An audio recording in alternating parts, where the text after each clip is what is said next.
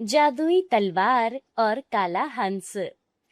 हरिया जल्दी चल। गांव वालों ने सबने कहा था कि इस रास्ते से मत जाना, लेकिन तूने उनकी एक ना सुनी और मुझे भी अपने साथ ले आया। कहीं अगर वो काला हंस मिल गया तो हमसे भी वही सवाल पूछेगा, और अगर जवाब न दे पाए तो बेमौत मारे जाएंगे। जल्दी चल अब। शामू बहुत डरा हुआ था। तभी वो एक जगह रुक गए जहां सामने दो रास्ते थे। मुझे लगता है हरिया, हमें दाएं वाले रास्ते से जाना चाहिए। अगर हमने गलत रास्ता चुना तो मौत के घाट उतर जाएंगे। और हरिया हंसने लगता है। अरे भोंदू शामू, तू कितना डरपोक है रे।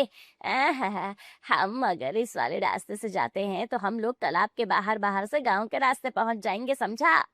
नहीं नहीं, मेरा मन कह रहा है हमें दाएं वाले रास्ते से जाना चाहिए। अरे नहीं नहीं शामू, काला हंस दाएं वाले रास्ते पर होगा, हमें बाएं वाले रास्ते से जाना चाहिए।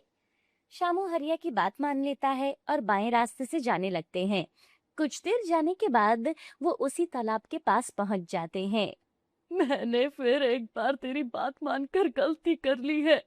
अगर कहीं काले हंस ने हमें देख लिया तो वो हमें नहीं छोड़ेगा। अब खड़ा क्या है, जान बचानी है तो जल्दी चल यहाँ से।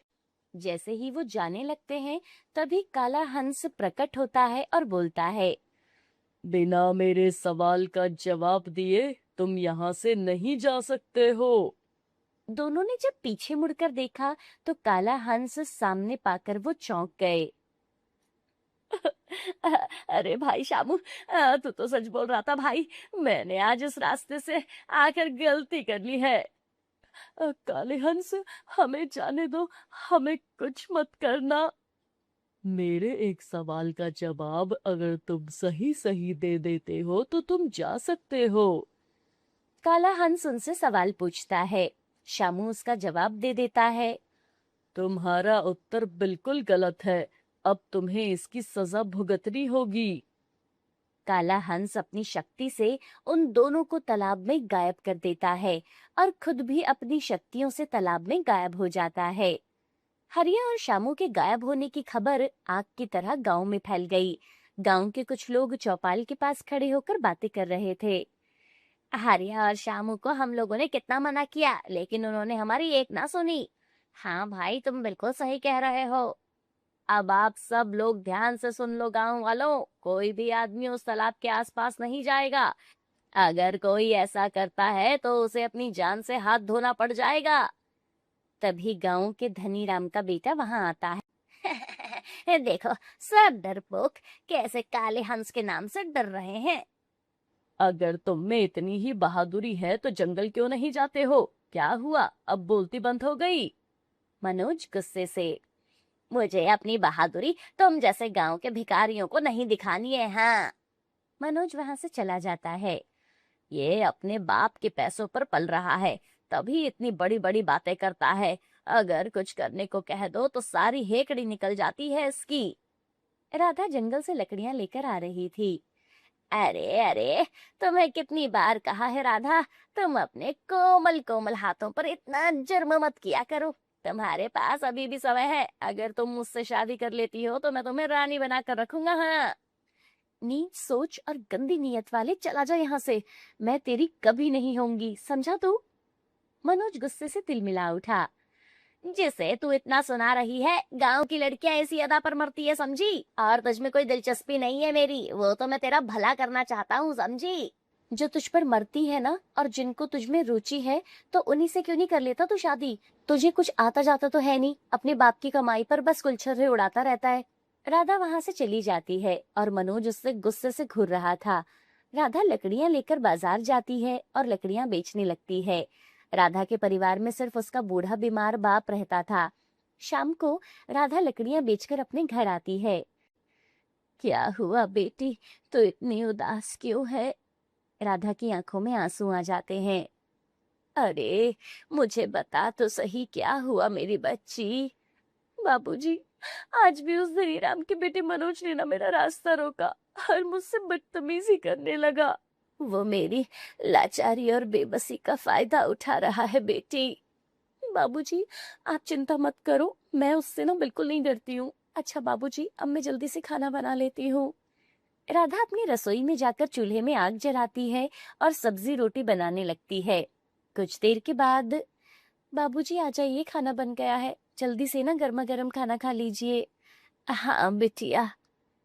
शंभू और राधा दोनों मिलकर खाना खाने लगते हैं। खाना खाते खाते शंभू राधा को आज वाली बात सुनाता है। राधा बिटिया, तू जंगल से लकड़ियां काट कर लाती है। बेटी ध्यान से जाया कर। वो शामू और हरिया को ना उसी काले हंस ने तालाब में गायब कर दिया है। बेटी तू कभी भी काले जंगल के रास्ते मत जाना, ठीक है ना? ठीक है बाबूजी, मैं नहीं जाऊंगी। दोनों खाना खाकर सो जाते हैं और अगली सुबह, आज मौसम बहुत अच्छा है, एक काम करता हूँ, यहीं आसपास घूम फिर लेता हूँ। शंभू घूमता घूमता कब काले जंगल पहुंच गया उसे पता ही नहीं चला। पूरा जंगल हरा भरा पक्षियों की चहचहाहट से गूंज रहा था। चलते चलते शंभू भी उसी तालाब के पास पहुंच गया। अरे, मैं तो उसी तालाब के पास आ गया जहाँ काला हंस रहता है। मैं अपनी बेटी को यहाँ आने से मना कर रहा था और खुद यहाँ पर आ गया। हे भगवान! शंभू के इतना बोलते ही वहां काला हंस प्रकट हो गया। मुझे एक सवाल का जवाब दो, अगर तुमने सही उत्तर दे दिया तो तुम जा सकते हो। काला हंस उससे सवाल पूछता है और शंभू उत्तर देता है, लेकिन उसका जवाब भी गलत होता है। काला हंस उसे भी तालाब में गायब कर देता है और खुद भी तालाब में वापस चला जाता है। वहीं दूर एक पेड़ के पीछे छिपा गांव का आदमी ये सारा नजारा देख लेता है और भागकर आकर गांव की राधा को आकर ये बात बताता है। पता नहीं बाबूजी आज बिना बताए कहाँ चले गए हैं। राधा बिटिया, ओ राधा बिटिया! क्या हुआ चाचा जी, आप इतने घबराए हुए क्यों हो? बेटी, तुम्हारे पिताजी को काले हंस ने तालाब में गायब कर दिया है। मैंने अपनी आंखों से देखा है बेटी। ये सुनते ही राधा तो फूट फूट कर रोने लग जाती है और वहीं वो आदमी ये बात पूरे गांव में फैला देता है। इधर राधा अपने घर पर रो रही थी। बाबूजी, आप मुझे मना करके खुद क्यों चले गए वहां? अब मैं क्या करूंगी? आहो, वो बूढ़ा चल बसा। अरे मुझे बहुत दुख हो रहा है। चलो अच्छा ही हुआ, अब तुम्हें किसी के लिए मेहनत नहीं करनी होगी। राधा, तेरा बूढ़ा बाप तो रहा नहीं, अब तुम मुझसे शादी कर ले। मेरे बाबूजी मुझे छोड़कर चले गए हैं और तुम्हें शादी की पड़ी है? तुम बहुत ही नीच और घटिया किस्म का आदमी है, चला जाए यहाँ से।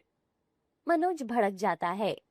तू हर बार मेरा अपमान करती है। अब तो तेरा बूढ़ा बाप भी नहीं रहा। गांव का कोई भी लड़का तुझ जैसी भिखारन से अब शादी नहीं करेगा। तू नाक रगड़ती हुई आएगी मेरे पास, याद रखना ये बात, समझी? मनोज वहां से चला जाता है। मर जाऊंगी लेकिन तेरे जैसे घटिया लड़के से कभी शादी नहीं करूंगी। राधा अपने राज्य के राजा के पास जाती है और सारी घटना बताती है। हम यहाँ तुम्हारे बेफजूल कामों के लिए नहीं बैठे हैं। सैनिकों, निकालो इसे यहाँ से। सैनिक राधा को महल से निकाल देते हैं। राधा अपने घर आकर बहुत रोती है। गांव वाले उसे बहुत सांत्वना देते हैं। मैं अपने बाबूजी को खुद बचाने जाऊंगी उस तालाब किनारे। आखिर देखो तो सही, वो काला हंस ऐसा भी कौन सा सवाल पूछता है जिसका आज तक कोई जवाब नहीं दे पाया। अगले दिन राधा काले जंगल के रास्ते जाने लगती है। उसे रास्ते में गांव का सरपंच मिलता है। अरे राधा बिटिया, तुम इस तरफ क्यों जा रही हो? सरपंच जी, मैं काले हंस से मिलना चाहती हूँ और जानना चाहती हूँ कि उसने मेरे बाबूजी को क्यों गायब किया। अरे बिटिया, तू पागलपन मत कर, चल गांव वापस चल। राधा सरपंच की एक नहीं सुनती और वहां से चली जाती है। अच्छा, ये तालाब है। अरे ओ काले हंस, कहाँ है तू? तू बेकसूर लोगों को तालाब में गायब कर देता है, सामने तो आ जरा। तभी वो काला हंस सामने आता है। आज तक जितने भी इस तालाब पर आए वो सभी डरपोक थे, लेकिन तुम तो बहुत बहादुर लग रही हो। तुम्हारी आंखों में निडरता है। मुझे आशा है कि तुम मेरे सवाल का जवाब भी दे सकती हो। सुन, सवाल ये है कि सच क्या है, जिसे देखना आसान हो या फिर देखना मुश्किल हो? बस इतने से सवाल के लिए तुम लोगों को गायब कर देते थे। तो सुनो, सच वही है जिसे देखना मुश्किल हो, क्योंकि आसान सच हर कोई देख लेता है, लेकिन असली सच वही होता है जो दिल की गहराई में छिपा होता है। ये जवाब सुनकर हंस हंसते हुए बोलता है। आज पहली बार किसी ने मेरे सवाल का सही उत्तर दिया है। तुम कोई साधारण कन्या नहीं हो, तुम ही मेरा वो काम कर सकती हो। काम? कौन सा काम? मैं एक श्रापित हंस हूँ। मैं असलियत में कौन हूँ ये मैं तुम्हें अभी नहीं बता सकता। अगर तुम मेरा एक काम कर देती हो तो मैं तुम्हारे गांव वालों को वापस तालाब के बाहर ले आऊंगा। कौन सा काम बताओ मुझे। इसके लिए तुम्हें मेरे साथ चलना होगा। इतना कहकर काला हंस तालाब में चलने लगता है। जरूर इस तालाब में कोई गहरा राज छिपा है। राधा भी जब तालाब में चली जाती है, जैसे ही वो अंदर पहुंची तो उसने खुद को एक बड़े से महल में पाया। बाबूजी, चाचा जी, आप सब लोग यहाँ पर हैं। तभी काला हंस प्रकट हो गया। तुम चाहो तो इन सबको अपने साथ ले जा सकती हो राधा, लेकिन अगर तुमने मेरी मदद करी तो तुम्हारा मैं बहुत आभारी रहूंगा। राधा एक पल के लिए सोचती है। मैं आपकी मदद जरूर करूंगी, बताइए मुझे क्या करना होगा। मुझे श्राप से मुक्त करने के लिए तुम्हें इस महल के बाहर जंगल में जाना होगा। वहां एक गुफा है, गुफा के अंदर एक तलवार है। अगर तुम उस तलवार को ले आती हो तो मैं श्राप से मुक्त हो जाऊंगा। लेकिन याद रखना, वो तलवार जीवित तलवार है। वो तुमसे एक सवाल पूछेगी। अगर तुमने सही उत्तर नहीं दिया तो तुम मेरी तरह श्रापित हो जाओगी राधा। सोच लो, अभी भी तुम्हें मेरी मदद करनी है। हाँ, मैं जरूर आपकी मदद करूंगी। राधा महल के बाहर आकर जंगल की तरफ चली जाती है और कुछ देर चलने के बाद उसे वो गुफा दिखाई पड़ती है। कहीं वो गुफा ये तो नहीं जिसका जिक्र उस हंस ने किया था। राधा गुफा के अंदर चली जाती है और तभी उसकी नजर उसी तलवार के ऊपर पड़ती है। लगता है ये वही तलवार है।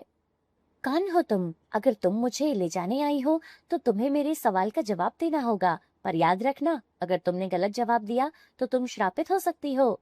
सवाल? कैसा सवाल? सवाल ये है कि शक्ति किसे मिलनी चाहिए, जिसे उसकी लालसा हो या जिसे उसकी जरूरत हो। शक्ति उसे मिलनी चाहिए जिसे उसकी लालसा नहीं जरूरत हो।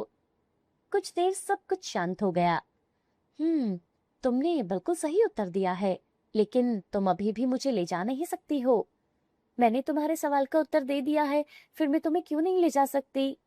तुम्हें गुफा के बाहर एक लाल वृक्ष मिलेगा। उस वृक्ष के नीचे ही साधु महात्माओं ने यज्ञ करके तलवार प्रकट की थी।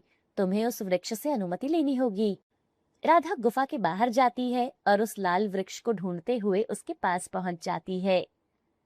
तो तुम जादुई तलवार लेने आई हो, लेकिन तुम ये तलवार क्यों लेना चाहती हो? राधा ने उसे सारी घटना सुनाई। लाल वृक्ष ने एक पत्ती को नीचे गिराया। ठीक है, इस पत्ते को स्पर्श करो। अगर तुम्हें कुछ नहीं हुआ तो तुम वो तलवार लेकर जा सकती हो। राधा वो पत्ता उठाती है, लेकिन उसे कुछ नहीं होता। तुम बिल्कुल सच्ची और शुद्ध भाव वाली लड़की हो। तुम्हारा विवाह एक राजकुमार से होगा जो बिल्कुल तुम्हारी तरह सोच रखता होगा। तुम उस तलवार को ले जा सकती हो, पर याद रखना, तुम्हारे अलावा सिर्फ तुम्हारा पति ही उस तलवार को छू सकता है। राधा जादुई तलवार उठा लेती है और वापस काले हंस के पास आ जाती है। तुमने तो सच में कर दिखाया। तुम जादुई तलवार लेकर आई हो। अब तुम्हें एक काम करना होगा। इस जादुई तलवार से मुझे मारना होगा। क्या? ये क्या बोल रहे हो तुम? हाँ राधा, ये तभी श्राप से मुक्त हो पाएगा जब तुम जादुई तलवार से इसका वध करोगी। राधा जादुई तलवार से काले हंस को मार देती है और जैसे ही काला हंस मर गया, तभी उसमें से एक दिव्य रोशनी निकली और एक सुंदर से राजकुमार में बदल गई। अरे, तुम तो राजकुमार हो। हाँ राधा, मैं राजकुमार आदित्य हूँ। लेकिन आप श्रापित कैसे हुए? राजकुमार की आंखों में गुस्सा आ जाता है। ये सब मेरे मंत्री की वजह से हुआ था। उसने धोखे से मुझे श्रापित करवा दिया था। एक बार उसने मुझे राजकुमार, मैंने गांव वालों को उस तालाब के रहस्य के बारे में बात करते सुना है। वो कह रहे थे कि तालाब के अंदर एक महल है और उस महल के बाहर एक गुफा है जहाँ जादुई तलवार है। जिसके पास भी वो जादुई तलवार आ जाती है ना, उसका कोई कुछ नहीं बिगाड़ सकता। तो देर किस बात की मंत्री, हम अभी उसी तालाब के पास जाते हैं। और मैं और मंत्री साथ में उस तालाब पर आ गए और मैं तालाब के अंदर चला गया। इसका मतलब मंत्री सही कह रहा था। जरूर वो गुफा भी यहीं आसपास होगी। मैं उस गुफा को ढूंढता हुआ महल के बाहर आ गया और कुछ ही देर में मुझे गुफा मिल भी जाती है। मैं गुफा के अंदर गया और जादुई तलवार को जैसे ही स्पर्श करने लगा, तभी जादुई तलवार से आवाज आई। मुझे स्पर्श करने से पहले तुम्हें एक उत्तर देना होगा। जादुई तलवार ने मुझसे प्रश्न पूछा। मैंने जो उत्तर दिया था वो गलत था, जिसके बाद जादुई तलवार ने मुझे श्रापित कर दिया। अरे ये क्या, तुमने मुझे काला हंस बना दिया। तुम श्राप से तभी मुक्त हो पाओगे जब कोई मेरे प्रश्न का उत्तर दे पाएगा। अब सारा राज्य मेरा होगा। अरे ये मंत्री, क्या किया तुमने? जादुई तलवार ने मुझे श्रापित बना दिया है। यही तो मैं चाहता था। और मंत्री वहां से चला गया। बस उस दिन से जो भी तालाब के किनारे आता, मैं उससे प्रश्न पूछता, लेकिन कोई भी उसका सही उत्तर नहीं दे पा रहा था। राधा, तुमने बिना किसी स्वार्थ के मेरी मदद की है। मैं तुमसे शादी करना चाहता हूँ राधा। अगर तुम मेरी संगनी बन जाती हो तो मैं खुद को बहुत भाग्यशाली मानूंगा। क्या तुम मुझसे शादी करोगी राधा?